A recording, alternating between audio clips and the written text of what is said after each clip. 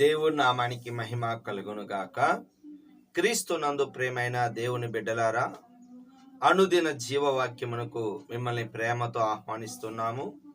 ఈ దినము జూన్ 20వ తేదీ, లేఖన భాగము అపోస్తుల కార్యములు 4వ అధ్యాయము 23 నుండి 37 వచనాలలో దేవుని యొక్క వాగ్దానము 30వ వచనము, మహత్కార్యములను చేటుకు నీ చెయ్యి చాపి ఉండగా.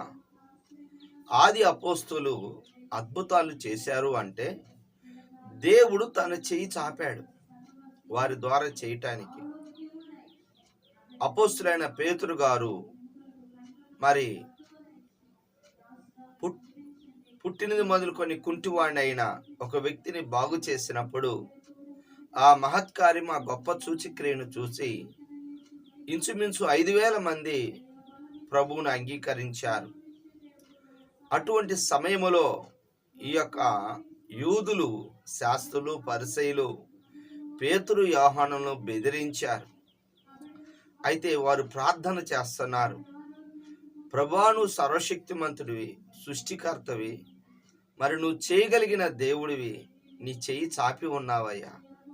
అవునండి, మోషేతో కూడా ప్రభు అంటున్నాడు, ఎర్ర సముద్రం ఎదురొచ్చినప్పుడు నీ చేతితో అంటే కర్రను పట్టుకొని ఎర్ర సముద్రం వైపు చూపు, అది పాయలవుతుంది. మోషే ద్వారా అద్భుతాలు చేస్తాడు, అపోస్తుల చేత అద్భుతాలు చేస్తాడు, నువ్వు నమ్మితే నీ ద్వారా కూడా అద్భుతాలు చేస్తాడు. అవును, ఫిలిప్పు కూడా ఒక ఆహారాన్ని అందించేవాడే. ఫిలిప్పు ద్వారా కూడా అద్భుతాలు, స్వస్థతలు చేయించాడు. ఆయన మాట వింటే, ఆయన నమ్మినట్లయితే మార్కు సువార్త 16వ అధ్యాయములో చివరి వచనములో మరి 16వ వచనం, నమ్మిన వాని వరల ఈ సూచక్రియలు జరుగును. నువ్వు నమ్మకంతో ప్రార్థన చేస్తే నీ ఇంటిలో కూడా అద్భుతం జరిగింది, స్వస్థత జరుగుతుంది, సహాయము దొరుకుతుంది. కనుక దేవుడు, నువ్వు ఎప్పుడైతే ఆయన సన్నిధిలో ఉన్నావో ఆయన చెయ్యి చాపి నిన్ను ముట్టి బాగు చేస్తాడు. మత్తయి సువార్త 8వ అధ్యాయములో 3వ వచనంలో కుష్ఠరోగి వచ్చి, ప్రభా, నేను ఒకప్పుడు మంచివాని కాదు, నా పాపం వల్ల ఈ యొక్క కుష్ఠరోగం వచ్చి ఉండొచ్చు, నీ చెయ్యి చాపి నన్ను ముడతావా అంటే, నాకు ఇష్టమే అని చెయ్యి చాపి ముట్టిన దేవుడు. ఎప్పుడు కూడా దేవుడు చెయ్యి చాపి నేను స్వస్థపరుస్తాడు. అవును, పేతురు అతను చేయబట్టుకొని లేవనెత్తాడు. నిన్ను కూడా అనారోగ్యాల్లో ఉంటే దేవుడు లేపే దేవుడు. నడుస్తూ పడిపోయావా? పేతురు గారు కూడా నేల మీద నడుస్తూ గాలిని చూచి భయపడి మునిగిపోతుంటే యేసుప్రభువు వారు మొట్టమొదటిసారిగా ఏం చేశాడంటే చెయ్యి చాపి పట్టుకొని, అల్ప విశ్వాసి, ఎందుకు భయపడుతున్నావు? అవును, మన దేవుడు చెయ్యి చాపి నిన్ను లేవనెత్తేవాడు. అందరు పడిపోతే చూస్తే నవ్వుతారు, మన దేవుడు చెయ్యి అందించి లేపుతాడు. ఒప్పుకోవలసిన పాపాన్ని చూస్తే ప్రజలు ఎందుకు వ్యర్థమైన ఆలోచనలు పెట్టుకొని ఉన్నారు? కీర్తన 2వ అధ్యాయంలో ఉంటుంది, ఏలికలు ఏ విధంగా మరి క్రీస్తుకి విరోధంగా ఆలోచన చేస్తున్నారు.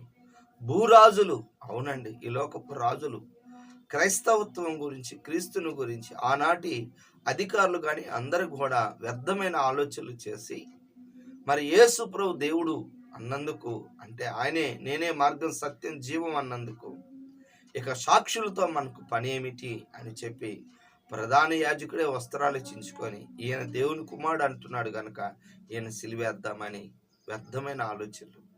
దయచేసి వ్యర్థమైన ఆలోచనలను పెట్టుకోవద్దు, వాటిని చెరపట్టుకొని 2 కొరింథీ 10వ అధ్యాయం 5వ వచనములో ఏమిటయ్యా అంటే, మన ఆలోచనలు దేవుడి దగ్గర పెడితే మన ఆలోచనలు చెదరగొడతాడు. మన తలంపులు ఫిలిప్పీ 2:6 వచనంలో ప్రార్థన చేత, విజ్ఞాపనల చేత కృతజ్ఞతాపూర్వకంగా మన విన్నపములు తెలియజేసినప్పుడు సమస్త జ్ఞానానికి మించిన దేవుని యొక్క సమాధానం మన హృదయములకు, తలంపులు కావిలే ఉంటుంది. కాబట్టి వ్యర్థమైన ఆలోచనలు పెట్టుకోవద్దు, దురాలోచనలు తొలగించండి. దావీదు మీద అహీతోపెలు ఎప్పుడు దగ్గర ఉన్నప్పుడు మంచి ఆలోచన చేసేవాడు, కానీ ఒకానొక సమయంలో అహీతోపెలు దావీదు కుమారుడైన అబ్షాలోము పక్షాన చేరి దావీదుని చంపాలని ప్లాన్ చేసినప్పుడు దావీదు అంటాడు, 2 సమూయేలు గ్రంథం 15వ అధ్యాయం 31వ వచనంలో, అహీతోపెల ఆలోచన చెడగొట్టు ప్రభువా. దురాలోచనలు బాగా గమనించండి, వారి హృదయాల్లో దూరి మనం చేయలేము, కానీ మనం ప్రార్థన చేస్తే ఆ యొక్క దురాలోచన నుంచి బయటపడతారు. అవును, యాకోబు కూడా తన అన్న 400 మందితో వస్తే దేవుడు పాదాలు పట్టుకొని ప్రార్థన చేస్తే పగ కాస్త ప్రేమగా మారి వచ్చి తమ్ముని హత్తుకున్నాడు. హల్లెలూయా. కాబట్టి ప్రార్థనే దీనికి మార్గం. చివరిగా 32వ వచనము, ఏక హృదయంతో ఏక ఆత్మతో సమిష్టిగా అన్నాడు. ఈ దినాల్లో నేటి ఆధునిక సంఘాల్లో ఈ యొక్క మాదిరి లేదండి. ఆ దినాలలో వారు కలిగినన్ని మనందరం ఒకటే చర ఆస్తులు అమ్మి ప్రభు నిమిత్తం, ప్రభు రాజ్యము నిమిత్తం, సేవ నిమిత్తం వాళ్ళు కలిసి ఉండి అనేక దేశాలకి ప్రభు యొక్క వార్తను తీసుకెళ్లారు. ఆది అపోస్తులు చేసిన పని. అవునండి, ఆనాడు స్త్రీలు కూడా యేసు ప్రభువారు ఉన్న టైంలో లూకాసు వార్త 8వ అధ్యాయంలో స్త్రీలు కూడా ప్రభుకి ఉపచారం చేశారు.